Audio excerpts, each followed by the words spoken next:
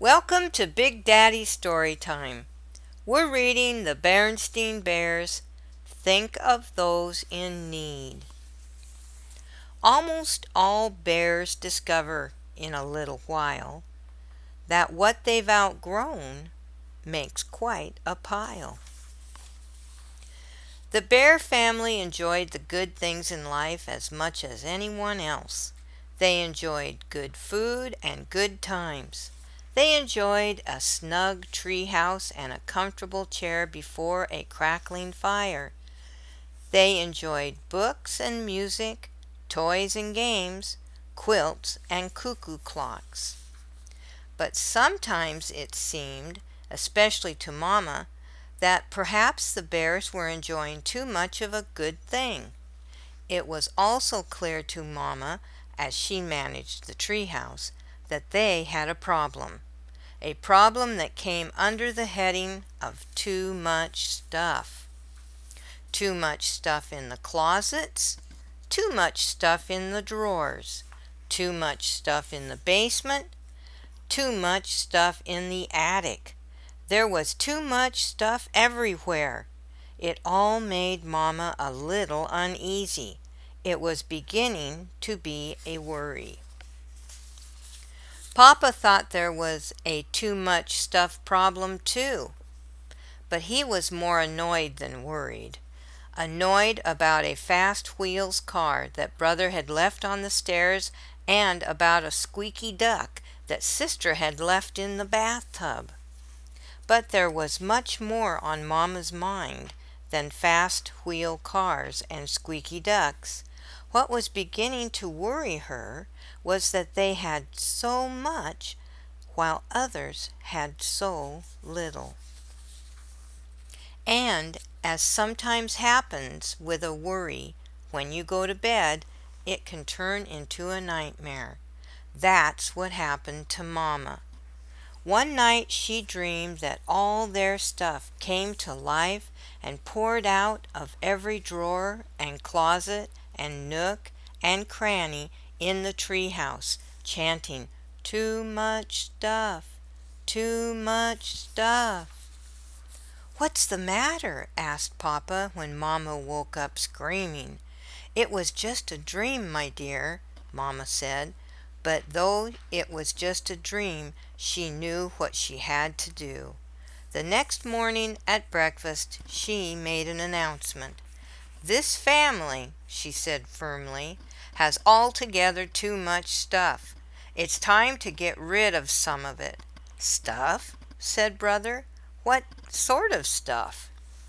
"Stuff like dolls with no heads," Mama said, "broken airplane models, old puzzles, games that nobody plays, and fast wheel cars on the stairs and squeaky ducks in the bathtub," chimed in Papa. "Now wait a minute," protested Sister. "That's all our stuff. What about some of your stuff?"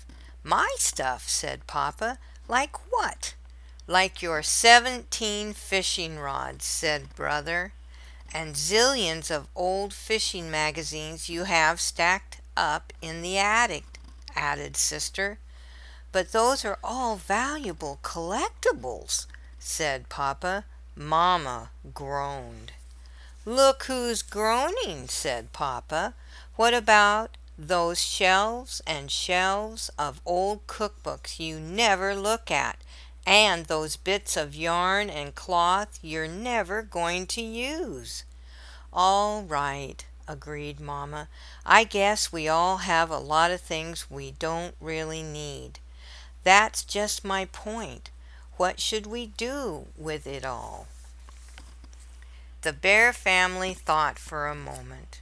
"Hey," said Brother, "let's have a yard sale and make a fortune." "Yeah, great idea," agreed Sister and Papa. But that was not what Mama had in mind. She had been thinking more and more about all those folks who had so little, especially with Christmas coming on. But what could the bear family do? Mama already had a plan in mind. First, she had Papa and the cubs go through all their stuff and make 3 piles. In one pile were things like old board games and puzzles. In another, all their forgotten but still good toys and sporting goods. And in another, clothes and furniture, extra cookbooks, and unused fishing rods. When the bears piled everything into the car, there was hardly enough room left for them. "Where are we going?" asked Sister. "First stop," said Mamma, "is the old bears' home." The old bears' home was where older bears went to live when they needed help taking care of themselves. Nurses and doctors looked after them and made sure they were in good health. But sometimes the older bears got a little lonely and bored.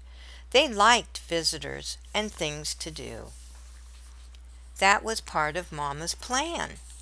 When the family arrived at the old bear's home, they handed out their games and puzzles to the older bears and then sat down to play games and do puzzles with them. At first, brother and sister were a little shy and embarrassed. The older bears were just too old. But after a while, they got over it. The bears in the home weren't any older than their neighbor, Miss Grizz, and she was okay. Soon they were having a fine time, and so were the older bears. They were all sorry when it was time to leave.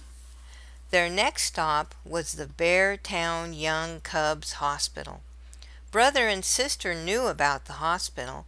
Brother had gone there to get his ankle x-rayed the time he thought it was broken, and sister had come along to watch. The bears dropped off their load of used toys. They were welcome. The hospital workers said the toys would be given out at the hospital Christmas party. On their way out, they saw a young bear in a wheelchair, with his leg in a big cast. They were glad they had brought the toys. He looked as if he could use some cheering up. Their last stop was the Beartown Bears Who Care store. This was a store that sold things to raise money for needy bears. Bears who needed warm clothes and good food. The store was run by bears who wore uniforms and often played in a band in front of the store. The bears lugged all their old clothes and furniture and stuff into the store. On the way, they stopped to sing a few Christmas carols with the band. There was a big iron pot out on the sidewalk for collecting money for the needy. Papa gave sister $1 to put in it. They headed home with warm feelings about what they had done. As they drove along, they passed the lighted windows of the Beartown department store. They were beautifully decorated for Christmas. There was window after window of new toys and games, new things for the house, and the very latest thing in fishing poles. But the members of the bear family were so filled with special thoughts about helping others that they hardly noticed the wonderful things in the windows, except maybe out of the corners of their eyes. Thank you for listening. Bye bye now.